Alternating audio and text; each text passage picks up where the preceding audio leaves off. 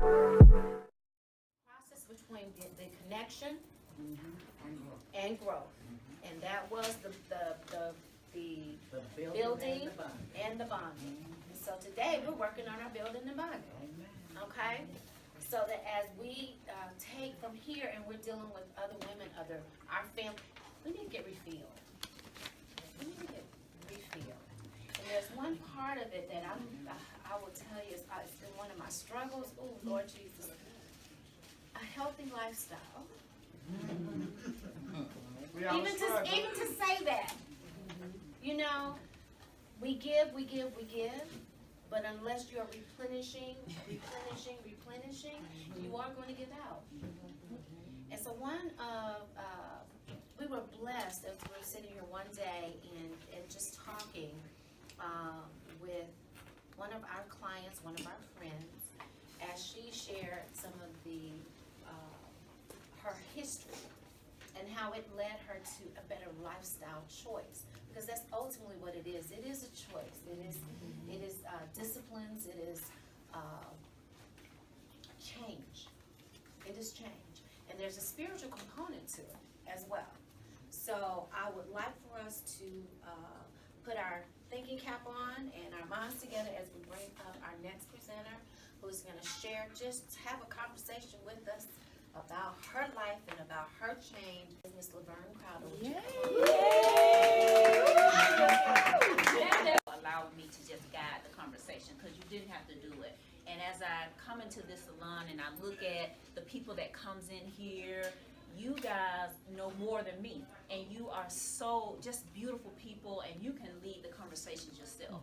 But I am passionate about my purpose, so let me tell you how I got started, and then we can go into the discussion. Right in front of me, right? So I was just like, that's odd. Didn't know what was going on. So I told my dad, I was like, I think I need to go to the doctor to get my eyes examined. He said, well, go on, go, because I had 20/20, so I didn't know what was going on. And then what really made me want to go was that I felt like I had something in my eye I just couldn't get out, right? Especially when I moved it. And then I said, well, let me go to the doctor. So I get to the doctor, go to an ophthalmologist, and couldn't see the exam. And I got nervous. The first person I called, I didn't call on the Lord, I called my sister. So I called my sister, called my parents, they came up there, and we was like, can't see the exam. So long story short, got to a number of doctors, come to find out I had optic neuritis. Has anybody ever heard of optic neuritis?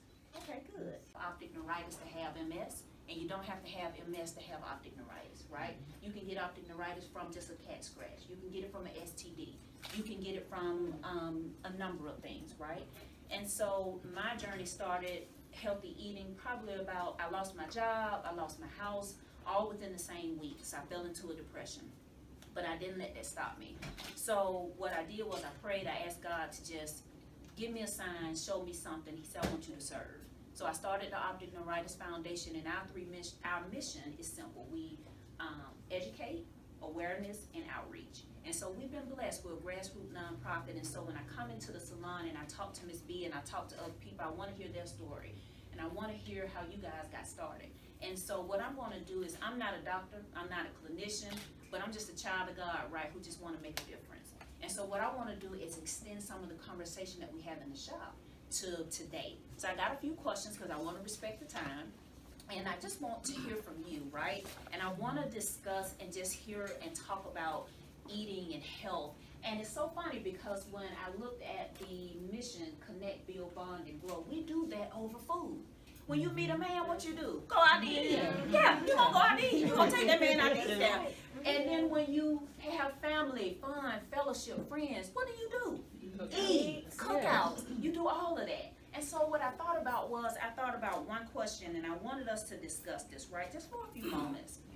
This made me think, I want to know from you, food today versus food in our parents' generation, right? What do you think the similarities and some of the differences are? And anybody can start. Well, the differences certainly are the hormones and all of Okay.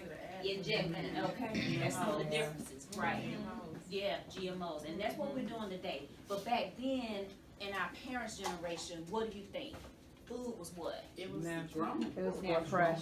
Right. Yeah. Fresh, right? Yeah. Yep, no chemicals, none of that. Would you say that as a habits on to your kids, would you say? Uh-oh, see, I see somebody already looking at their mom. See what I'm saying? Don't take it right away. Okay, no, mama, you don't cook nothing. That's fair. I don't cook, right? My sister is an excellent cook. I don't cook. That's not my ministry, right? And I'm gonna help you either. It's not, right? Beans don't burn in my kitchen.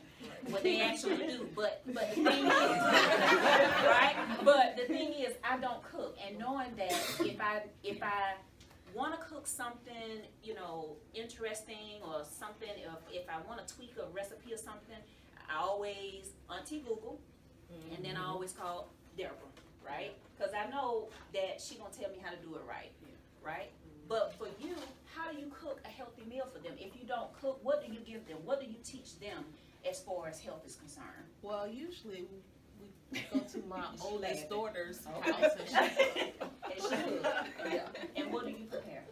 I like a lot of salmon. I like a lot of Okay. salmon. Omega 3s, high. Okay. And what makes you pick that? You can do so much different stuff, I guess. I think that's why I like a lot of salmon. Okay. And chicken. Okay. But of course we get tired of stuff like that, so of course we're trying to look into other stuff besides salmon and chicken.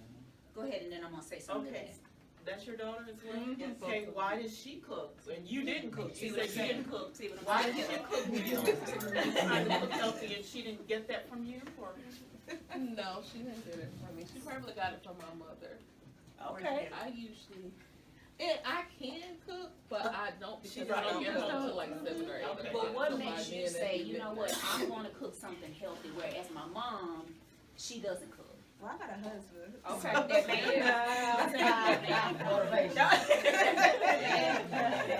that man. Okay. Do you cook a lot of vegetables? I do, but he don't really like vegetables. But I What do. about you?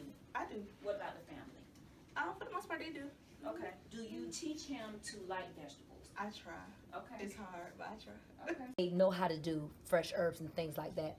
But as time went on, unfortunately, the thing that changed things was the father wasn't in the homes a lot of times. So with the father being not in so many homes, you had single moms, so she had to do double duty. So that being the case, we kind of got slack. And not only that, the food industry, it got to the point where they wanted to introduce us to so much stuff. The only way we can introduce is we got to mass produce. So whereas chickens were, a chick was able to become a chicken, it's a chick Monday, it's a chicken Wednesday, it's in the grocery store on Thursday, unfortunately. And that's where we have a lot of the issues today. Mindset, it's just mindset and lifestyle changes. You know, we don't, and a lot of times we weren't educated. I think with the new millenniums now, because there's so many diseases, because so many people are leaving earlier. You know, I've had several friends that are younger than me. I'm 46 years old that have passed of cancer. And when they went in, they got a stage 4 diagnosis. But I think with the new millenniums and with the health issues, people are paying more attention now to what they eat. That's the difference. We're understanding now that the food industry does not care. They're putting a lot of stuff into our foods. Not only that, we're also beginning to come to grips with the fact that a lot of this stuff was in our family history and passed on, and we never understood it. A lot of these conditions never had a name, and they never understood it. So now that stuff is coming into fruition, we're getting to a point where we want to eat healthier. Another thing that's a hindrance is that a lot of eating healthy costs. You know, you can go to Wayfield and Kroger and buy a month's worth of groceries for $100. Whole Foods, you may have to take out a second mortgage. It's unfortunately that's just how it is. You know, so those are the differences. So now that we're more educated and we see the foods aren't treated good, the pharmaceutical companies, you get a condition, they give you a drug, the drug doesn't work. But God has designed it to where we can be healed through the food. So now we're getting back to the point of finding out how to find those foods, how to cultivate those foods for a healthier lifestyle. That I took this medication, I was almost $10,000 in debt. I cried, I called my sister, I said, this is ridiculous. And I felt like a failure because I was just trying to do the right thing based off what I knew. And then she said, well, hold up, let me go online. She found a company that was able to step in and help me so that I get my medication. But here are some things that I thought about. In the 1960s, and I did a little research versus today, and I just did some on 3. This is heart disease, right? And I got this information from the U.S. Department of Health and Human Services and the CDC. Heart disease in the 1960s, it was uncommon for Americans to die of heart attacks in the 50s and 60s. The effects of smoking, cholesterol, high blood pressure, and obesity on the development of heart disease were unknown. Following a heart attack, there were limited treatments for damages suffered by the heart. Today, heart disease is the leading cause of death for both men and women. More than half of the deaths due to heart disease, and this was just in 2015, right, were due to men. Oh my goodness, okay.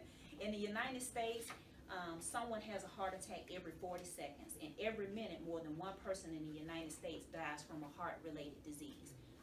So let me just say this, I got about 5 minutes left, right? So that was short time, so let me wrap it up. First of all, I appreciate you guys listening and just taking part of the conversation.